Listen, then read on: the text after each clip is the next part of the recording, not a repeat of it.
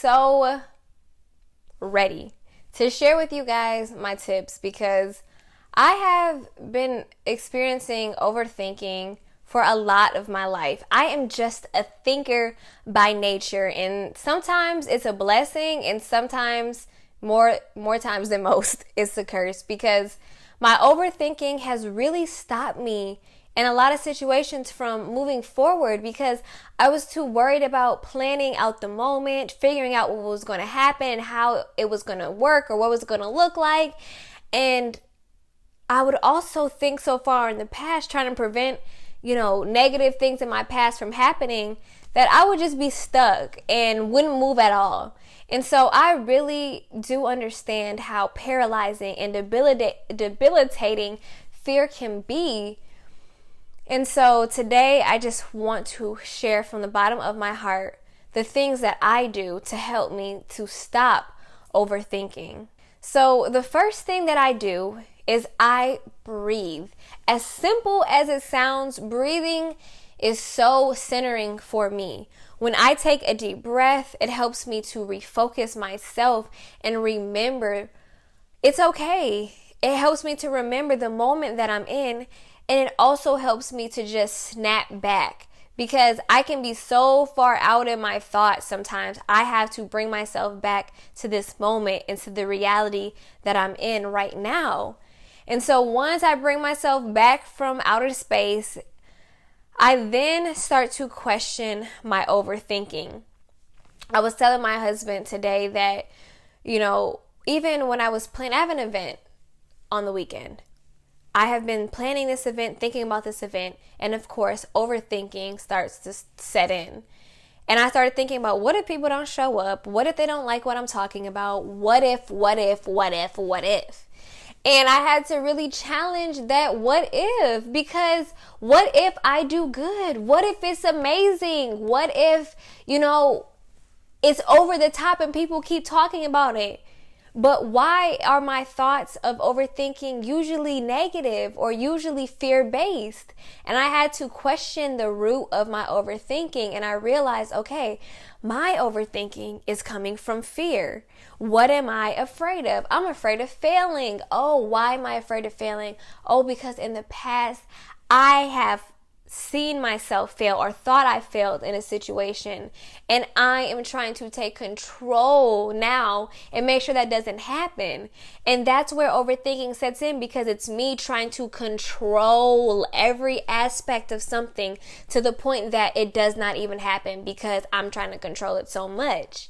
And another thing that I realized in questioning my thoughts is that, how can I call myself a believer?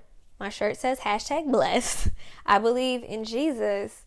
How can I call myself a believer, but when the opportunity actually comes for me to believe, I overthink, I become afraid, and I become paralyzed, and I'm not actually having faith at all? That's crazy. But I wouldn't be able to identify that if I didn't stop and question the thoughts that I had and figure out the root of it, because there's always a root of why you're thinking a certain way, or why you feel a certain way, or why you're doing something. And so questioning those things, figuring out where they're coming from, is so important. And the next thing that I do is I remind myself that, Shaughnessy, you're in a fight. This is a fight. Like, you can never think that just because you want to do good and just because you're moving forward in a positive way, that everyone and everything is cheering you on. That's just not true. Like, as a believer, I believe in good and evil. I know that as I'm trying to do good, evil is always lurking, trying to be like, baby girl, like, roll it back. Remember that one time when it didn't work out? Remember that one time when things were hard and when you didn't finish? And remember. And I was telling my husband earlier today, like, I think about it like a basketball game. I was watching Drake doing the fool during this championship, playoffs. And I'm like, that's how it is when you're trying to win. There's always going to be opposing side. Yes, you're going to have your team and your crew rooting for you, but there's always going to be an opposing side that's telling you what you can't do, that's trying to stop you from getting your win. And that's the same thing. That's why it's so important to audit your thoughts, to question your thoughts and figure out, okay, is this thought mine? Is this thought a godly thought? Is this thought a positive thought? Is this thought a negative thought? All of the negative ones, pull them out. Pull them out. Identify them. And once you identify them, replace them with positivity, because every time you pull out something negative, you have to replace it with something. You have to, or else you leave an empty space and you leave a space for more negativity to come in. But if you have a space that's occupied, then there's nothing else that can get there but what you've placed there, if that makes sense. So when I'm thinking about I can't do it, I'm reminding myself of what God has done for me before. And so that leads me to my next point. You have to learn how to keep score. If this is a game, if this is a battle, you have to learn how to keep score. And so I noticed that in my thought processes, sometimes I always remind myself of my failures. I'm always reminded of the things that didn't work out for me. And I forget all of the things on a daily basis that work out for me. It's something about failure. It's something about disappointment. It's something about hurt and pain that just, I don't know, has more of a ripple and lasting effect than it does the good. It just is that way. I don't know why. But you have to train yourself not to remember and focus on the things that didn't, and focus on the things that did. And so I do this by either writing out a list or verbally or in my mind reminding myself of all the good. Okay, yeah, that may not have worked out, but remember when that worked out for me? Remember, like, isn't your event sold out? Aren't people DMing you, asking you about, more and wanting to learn more from you? Every time you talk to somebody, aren't they leaving inspired by you? So why are you reminding yourself of what isn't or what wasn't?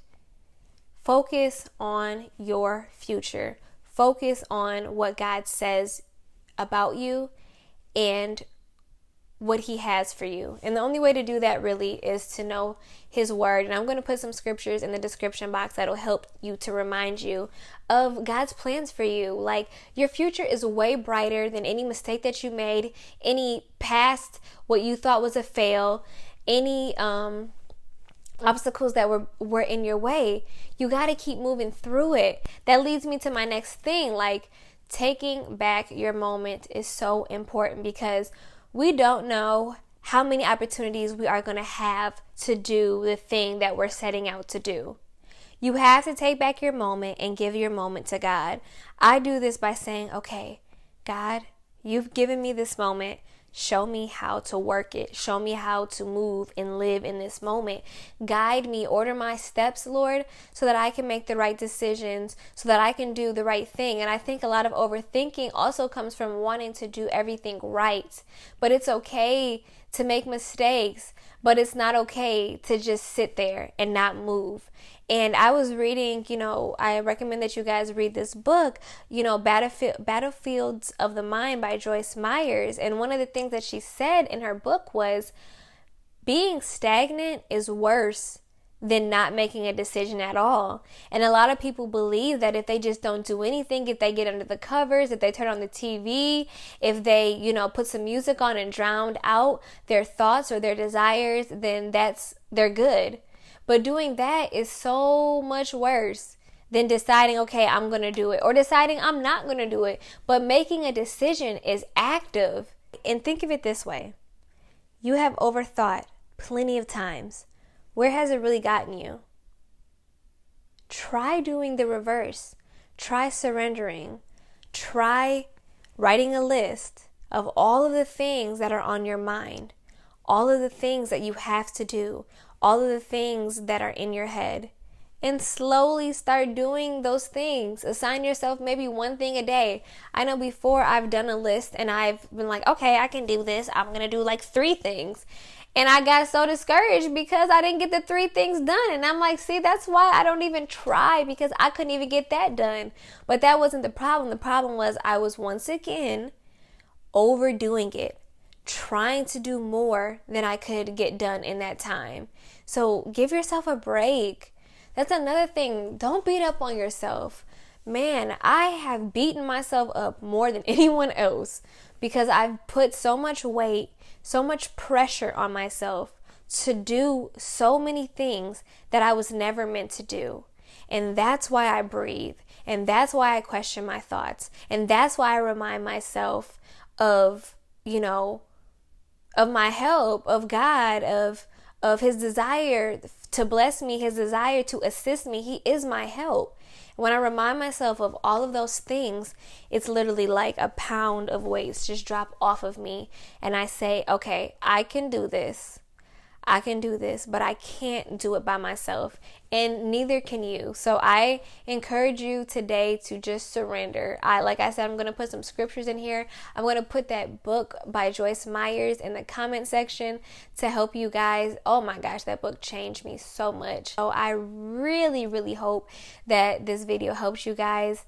Please comment, please like, please let me know what you think, how you're feeling, and just continue to encourage each other in life, period. Like, let's comment, let's encourage each other, let's push forward. Let me know if you guys are going to try this tip, which one stuck out to you guys the most. I want to thank you guys for watching another episode of A Sit Down with me, Shaughnessy. I will see you in my next video.